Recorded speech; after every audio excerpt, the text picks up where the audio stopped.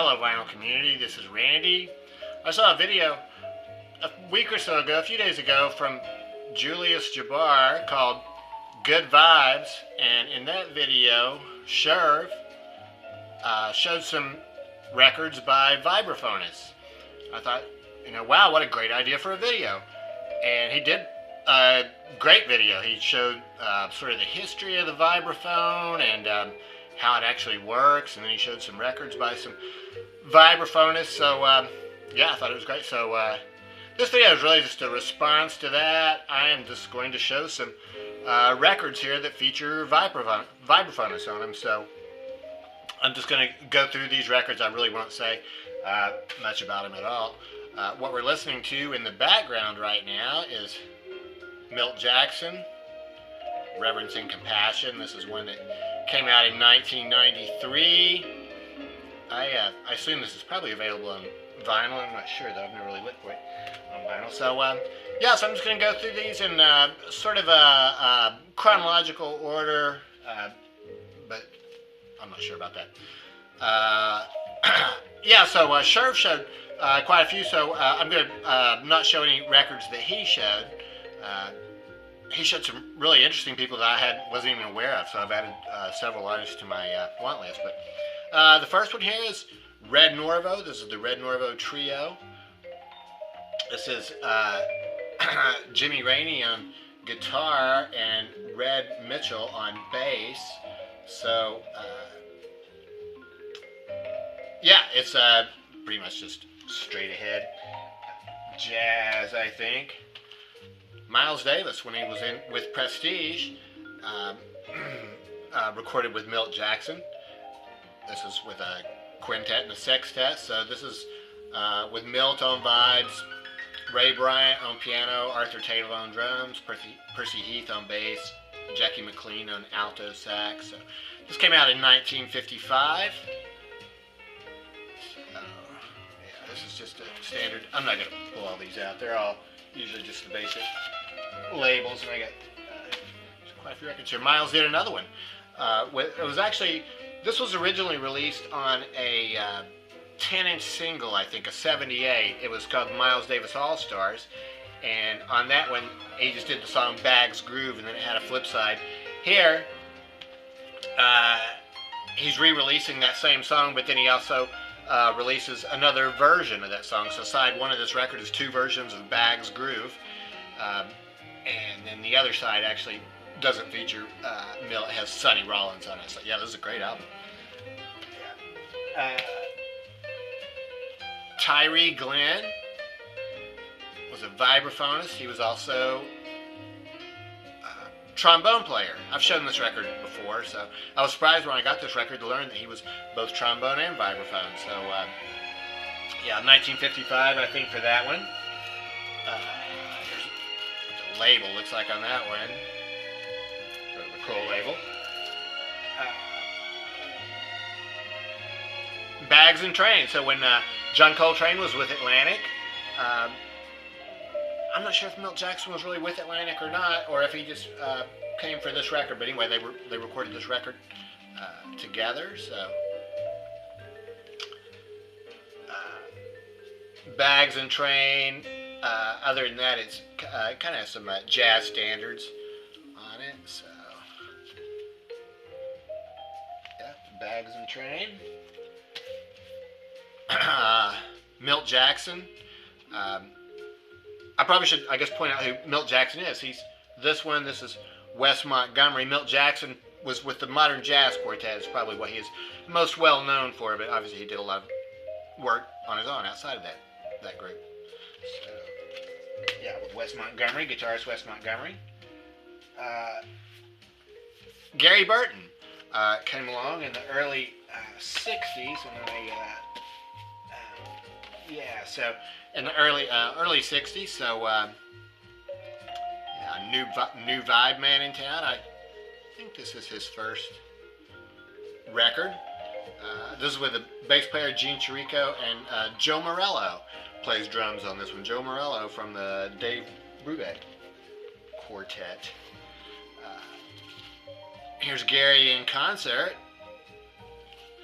By this time, he's brought on Larry Coryell as a guitar player.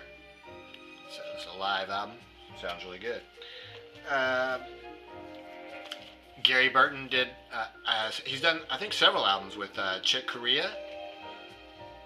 Here's one called Crystal Silence. This is an awesome record. This is just the two of them, just keyboards and vibraphone.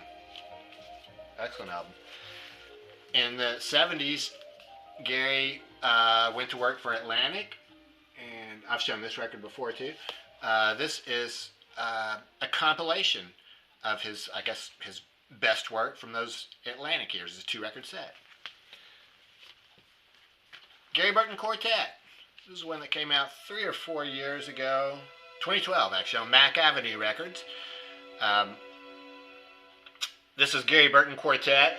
This also features Julian Lodge on guitar. So, yeah, so just another quartet record. This is a 2-record set.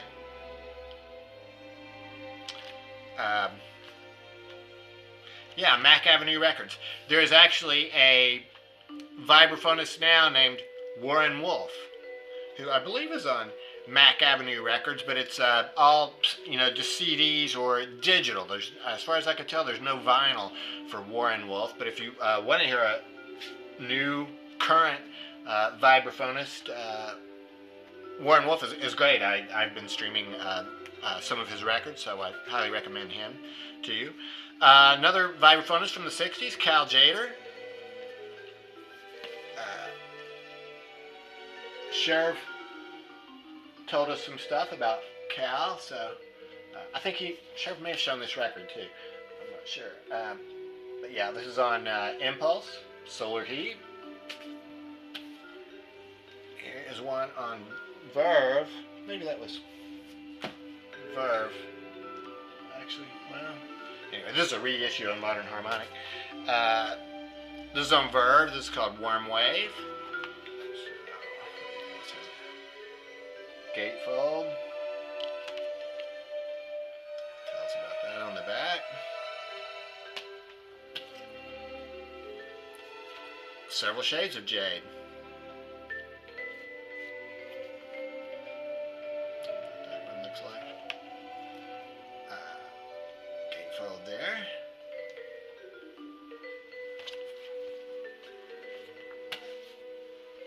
Saturday Night, Sunday Night at the Blackhawk Club there in San Francisco. I think there were quite a few live albums made there. There's another one on Verve.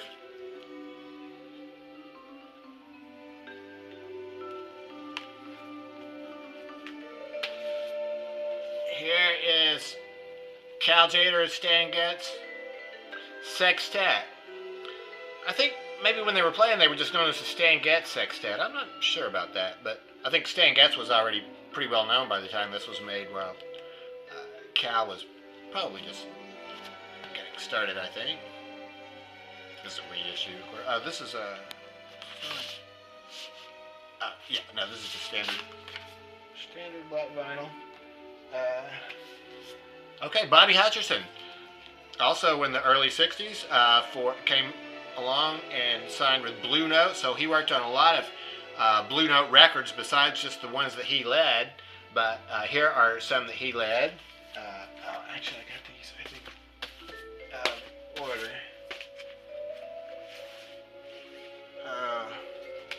Okay, so yeah, Happenings. I'm not going to tell you who all the personnel are on these. They are sort of the standard Blue Note artists that we've all come to know and love. Components.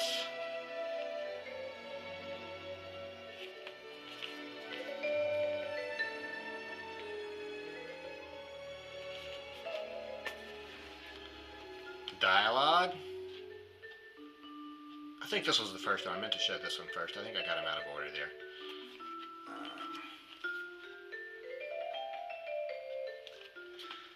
Yeah, and then Patterns.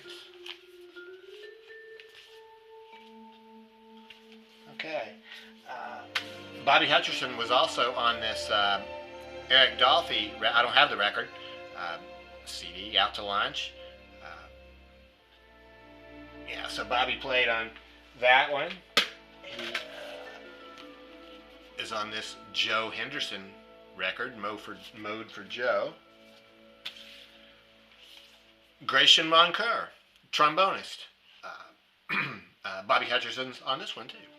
This, yeah, really is.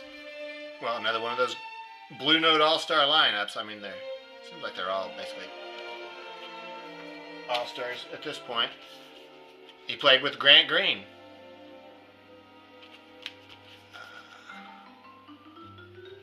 Yeah, he actually played on a couple of Grant Green records. Street of Dreams.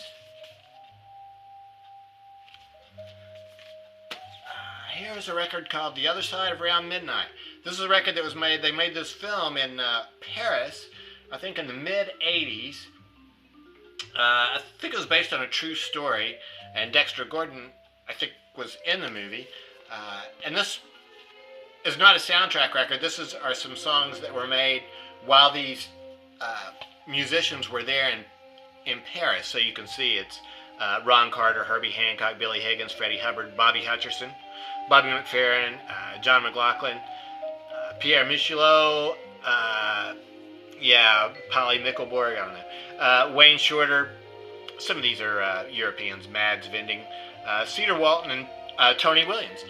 But there's just one song on here, Paper Moon, that Bobby Hutcherson plays on. It's excellent. Here is another current vibraphonist, Joel Ross. I actually showed this record recently. This is a 2-record set on Blue Note that came out not too long ago. Very good. I'm still listening to that. Martin Denny in the 60s, known for Exotica. But he played, well, I don't think he played, but he had a vibraphone in some of his songs, not all of them. This is a live album, Martin Denny in person, recorded in Honolulu. It has some vibraphone on it. Henry Mancini did the theme for Peter Gunn. This is the music from Peter Gunn. This has some vibraphone on it. Here's what that one looks like. Oh, got him out of order. Sorry, yeah. This is Martin Denny again, Quiet Village. I think this was might have been one of his first albums that he really became famous for. Not sure about that, but this does have some vibraphone on it. Rock and roll. Or, well, I mean, I don't know. Maybe Steely Dan's not rock and roll, whatever they are, though. They use some vibraphone. On this album, it's actually, what was the guy's name? Is Victor Feldman. Plays vibraphone on Home at Last and I Got the News. Oh, this was actually a cool red vinyl. Asia. Court of the Crimson King. This has some vibraphone on it. The guy who, Ian McDonald. I guess he plays reeds and woodwinds, but he also plays some vibes on this record. King Crimson. Gentle Giant. Octopus is the name of this record. Some vibraphone on there. Played by the lead singer, I believe. Sharon Jones and the Dap Kings. When the Other Foot Drops. The vibraphone on here is played by Toby Pasner.